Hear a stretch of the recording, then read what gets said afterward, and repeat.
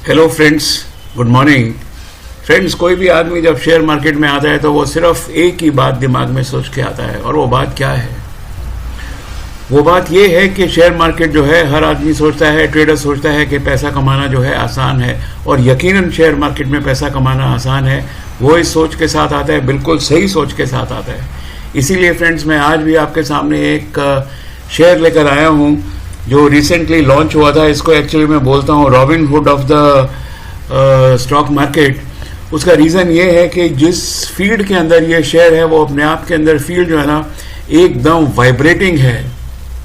Stock में तो अभी इतनी वाइब्रेशन नहीं है, लेकिन जो फील्ड है उसके अंदर, जिसमें ये एक्टिविटी है, उसके अंदर ये बहुत ज़्यादा वाइब्रेशन है उसके अंदर, सेक्टर के अंदर। तो चलो देख लेते हैं फ्रेंड्स। एक स्टॉक है जिसका नाम है रूट मोबाइल।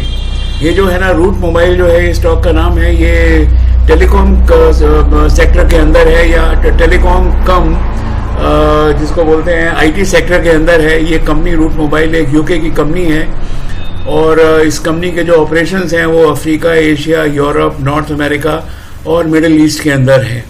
फ्रेंड्स, देख लेते हैं कि जो रूट मोबाइल है ये किस तरीके से जो है ना, ये vibrant company in the present times है। उसका रीज़न है कि जो इसकी जो बिजनेस है ना, वो मैसेजिंग के अंदर है। They reach the global audiences through the messaging platform. जैसे ये व्हाट्सएप है, जैसे दुनिया भर के जो मैसेजेस जैसे भी जाते हैं, वाईफाई पे जाते हैं, कुछ भी जाते हैं, टेलीफोन पे जाते हैं, तो उसके अंदर जो है इनकी महारत हासिल है। और दूसरा है, ये जो कस्टमर के हिसाब से जो है ना, जो वॉइस की जो टॉकिंग होती है उसके अंदर जो है, टेलीफोनी जो है उसके अंदर, या वाईफाई के अंदर जो है उसके सोल्यूशन प्रोवाइड्स करते हैं। और तीसरी ये है कि firewall and analytics. That means कि आपका जो नेटवर्क है उसको प्रोटेक्ट करते हैं, उसको मॉनिटर करते हैं, फिल्टर करते हैं, और जितनी भी इनकमिंग आउटगोइंग मैसेजेस हैं या कॉल्स हैं, उन सब को जो है ये मोनेटाइज करते हैं। इवन जब आप इवन कहीं पर आप बैंकिंग सर्विसेज में या कहीं भी आपको ओटीपी आता है, तो आप ये देख लीजिए कि उसको ये जो है मोनेटाइज करते हैं। इनका वो सबसे बड़ा काम है। तो इसका जो इशू था फ्रेंड्स, बड़ी रिसेंटली आया था, उसके बारे में भी हम डिस्कस करेंगे। लेकिन उससे पहले देख लेते हैं कि जो रूट मोबाइल है, जो अभी रिसेंटली लॉन्च हुआ है, 21 सितंबर को शायद ये लॉन्च हुआ है। तो ये जो रूट मोबाइल है फ्रेंड्स, इसका आईपीओ 21 सितंबर को आया था, यहाँ लिखा हुआ है। तो इसकी जो है ना, share holding pattern at present क्या है आफ्टर द आईपीओ। तो जो नंबर ऑफ शेयर है ना, वो 56 करोड़ 85 लाख ये शेयर से टोटल शेयर। इसके अंदर जो प्रमोटर होल्डिंग है वो 66% है। और अब देखिए एफआईआई की जो होल्डिंग है वो 10.34% है। नॉन बैंकिंग और जो नेशनलाइज बैंक्स हैं और म्यूचुअल फंड्स हैं, उनकी होल्डिंग इसके अंदर 8.44% है। अदर्स की जो है वो 3.45 है। और जो डोमेस्टिक इंस्टीट्यूशन है और इंस्टीट्यूशन है इंडिया की, उसकी 4.98 है। और जनरल पब्लिक जो है ना, उसकी 6.46% है। तो अगर आप इसकी शेयर होल्डिंग देखिए, जो इसमें गारंटी किस चीज़ की है? गारंटी इसके अंदर है इंडियन म्यूचुअल फंड्स की और एफआईआई की। क्यों? क्योंकि जब भी एफआईआई जो है पैसा लगाती है, उन्होंने इसके अंदर क्या देखा? उन्होंने ये देखा कि ये जो है ना, एक फॉरेन कंपनी है Route Mobile, world over already exist करती है। हालांकि इंडिया के अंदर इसकी एक्टिविटी जो है ना, बहुत पुरानी नहीं है। 2004 से शायद इन्होंने स्टार्ट किया था, but it was not very prominent. अब ये जो है इंडिया के अंदर आई है।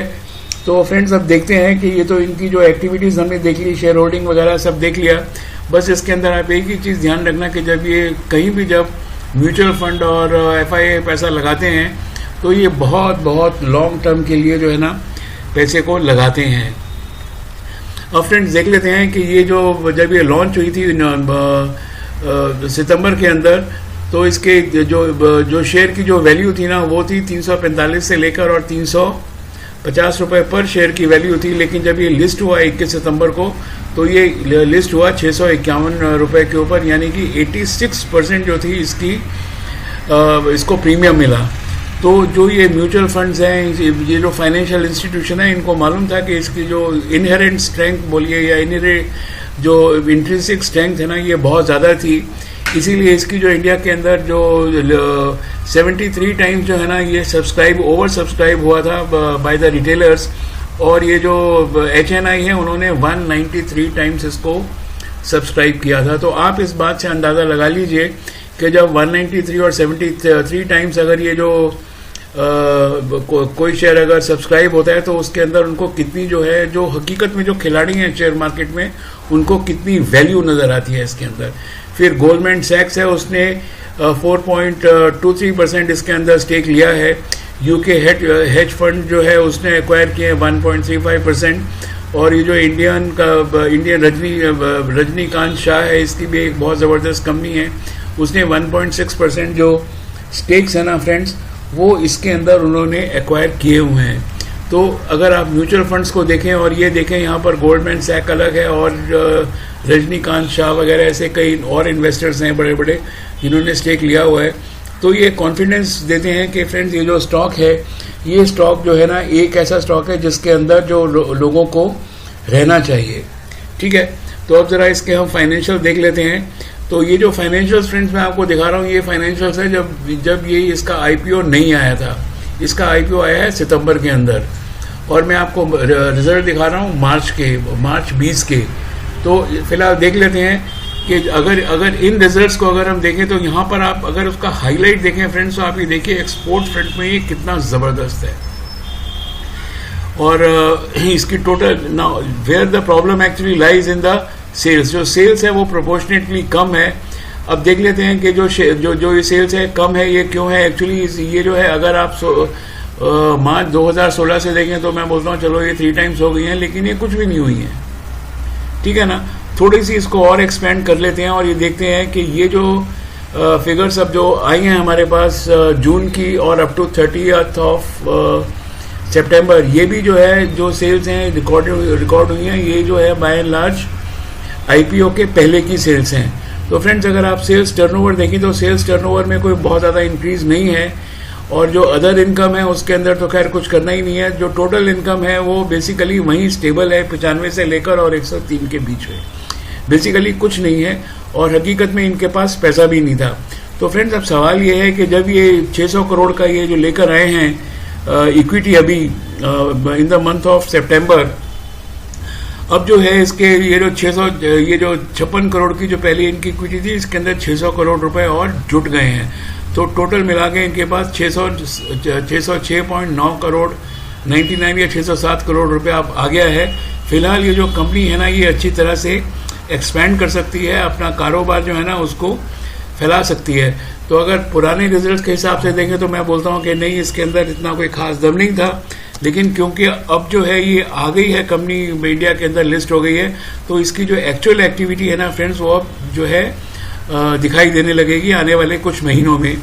हाँ, यहाँ ज़रूर एक मैं बात आपको बोलना चाहता हूँ कि देखिए यहाँ पर जो प्रॉफिट एंड लॉस जो है ना बड़ा कम है शुरू से ही, मतलब पिछले साल से भी, और इवन जो 2016 से। उसका रीज़न ये है कि जो इनका जो एक्सपेंसेस है ना, एक्सपेंसेस जो है ना वो बहुत ज़्यादा है एज़ कम्पेयर टू सेल थे। अगर ये 93 करोड़ की सेल के अंदर 81 करोड़ का अगर एक्सपेंसेस है तो आपने करना क्या है, इसमें टैक्स भी आपने देना है, इसमें इंटरेस्ट भी देना, दुनिया इंटरेस्ट तो खैर इसके अंदर आ गया होगा।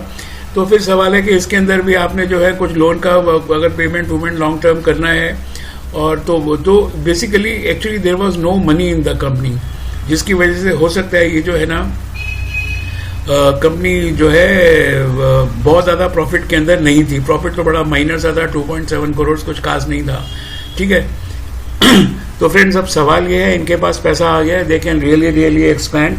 तो मुझे कोई ऐसा रीज़न लगता नहीं है कि अभी जो कंपनी है ना, ये स्पाइडरमैन की तरह से ना ये कंपनी जो है छलांगे क्यों ना मारे। तो अब हमारे पास रिस्क कितना रह गया फ्रेंड्स, हमारे पास रिस्क ये रह गया है सिर्फ कि अगर हम इस कंपनी में समझ लीजिए इसकी आज की कीमत करीब 1,000 रुपये के आसपास का शेयर होगा। अगर ये जो शेयर के अंदर 20,000 रुपये लगा दिया जाए तो ये जो है अगले 6 महीने के अंदर ये शेयर कहाँ होगा, ये एक सोचने वाली बात है। तो बस मेरा तो एक ही मानना है, रिस्क जो है वो ना के बराबर है, और इसकी जिस फील्ड में ऑपरेट कर रहा है नंबर 1, वो एकदम बिल्कुल जो है जिसको बोलते हैं चकाचक है, एकदम साउंड है। एक्सपोर्ट्स इसकी अच्छी है, वैसे भी फॉरेन कंपनी है, एक्सपोर्ट्स में जब चाहें एक्सपोर्ट कर सकते हैं, और इनके करीब 30,000 क्लाइंट्स हैं इंटरनेशनली, जो कि अपने आप के अंदर बहुत बड़ी चीज़ है। तो फ्रेंड्स इंफ्रास्ट्रक्चर तैयार है, अब सिर्फ यही है कि जो ये सेल्स का जो टर्नओवर है ना, this turnover must go at least 10 times. हो सकता है इसको 6 महीने लग जाएं, 1 साल में लग जाएं, लेकिन अगर ऐसा अगर होता है तो फ्रेंड्स मेरा ऐसा अपना खुद का मानना है कि जो शेयर है ये कम से कम 7 या 8 हज़ार रुपये का होगा 1 साल के अंदर। तो मैंने तो इस फ्रेंड्स शेयर को जो है ना येस्टरडे एक्चुअली मैंने इसको बाय कर लिया है। अब आप देख लीजिए आपको क्या करना है, लेकिन मेरी रिकमेंडेशन तो बड़ी स्ट्रॉन्ग रिकमेंडेशन है कि इसको बाय करना ही चाहिए। तो फ्रेंड्स अब देख लेते हैं, ये तो फंडामेंटल इसका चेक है, और अब जो है इसके जो टेक्निकल चेक भी ले लेते हैं। ये यहाँ पर देखिए ये शेयर आया था 21 तारीख को, उसके बाद ये अप ट्रेंड इसने कल एक्चुअली यहाँ पर तोड़ा है। अगर ये 1100 रुपये से ऊपर अगर ये शेयर चला जाता है तो फिर ये ट्रेंड लाइन के ऊपर आ जाएगा और अपनी जो ऑनवर्ड जर्नी है उसको जो है कंटिन्यू रखेगा। फ्रेंड्स देखिए मेरा ऐसा अपना सोचना है कि एक बार अगर इस शेयर ने 1282 रुपये को तोड़ा तो इसका मतलब यह है कि जो शेयर बिल्कुल एकदम फिर अपने स्ट्रॉन्ग अप ट्रेंड के अंदर आ जाएगा, फिर उसको रोकने वाला कोई नहीं है। तो मेरी अपनी राय ऐसी है कि इसको आप जो शेयर जो है 1050 के अंदर फिलहाल ये चल रहा है, अगर ये आपको 1050 के अंदर शेयर आज मिल जाता है तो इससे बेस्ट बाई नहीं हो सकती। आफ्टर ऑल रिस्क कितना है, रिस्क है आपके पास सिर्फ 6 महीने का। लेकिन मैं एक बात और भी बोलता हूँ कि 6 महीने पहले जो स्टॉक आए थे उन मार्केट में जो कंपनीज आई थी उनका आप देख लो कि वो कहाँ पहुँची हुई हैं। इवन जो नया जो शेयर आया है बर्गर किंग, आप देखिए उस बर्गर किंग के अंदर कितनी ज़बरदस्त तरीके से लोगों ने पार्टिसिपेट किया है। तो बस मैं यही बोलता हूँ कि मेरे हिसाब से जो शेयर जो है अभी बहुत ज़्यादा इसमें स्ट्रेंथ नहीं है, बिल्कुल न्यू बॉर्न बेबी है। लेकिन हाँ हो सकता है कि ये आने वाले दिनों के अंदर बहुत ज़बरदस्त जो है एक मल्टी बैगर साबित हो सकता है। और फ्रेंड्स अब देख लेते हैं, मैं चलते चलते मैं हमेशा बोलता हूँ कि देखिए सबका फ़ायदा होना चाहिए। तो it is always advisable to remain away from all the paper stocks in the country. उसका सबसे बड़ा रीज़न ये है कि पिछले 2 साल में देख लिया है हमने 2 साल में छोड़िए, पिछले 5 साल में देख लिया है कि एक भी पेपर स्टॉक जो है ना वो कभी चमका नहीं है, कभी उसने हैंडसम रिटर्न नहीं दिया है। तो जहाँ तक हो सके आप इस स्टॉक से जो है पेपर के स्टॉक से अलग रहिए और जो आईटी के स्टॉक्स हैं उन स्टॉक्स में हमेशा इन्वेस्टेड रहिए। तो फ्रेंड्स बस मैं आपको यही बोलना चाहता हूँ जो मेरे को समझ में आता था कि, और मैंने तो खुद एक्शन ले लिया है कल। आप जो है मेरे हिसाब से आप रूट मोबाइल को खरीद के 6 महीने रख सकते हैं, नंबर 1। और नंबर 2 ये है कि जो भी आपका ब्रोकर है खरीदने से पहले उसकी जो है एक बार आप सलाह ज़रूर ले लें। रीज़न उसका ये है कि नफा नुकसान जो है ना वो आपका ही है। This is actually A statutory warning. Thank you very much friends and have a nice day.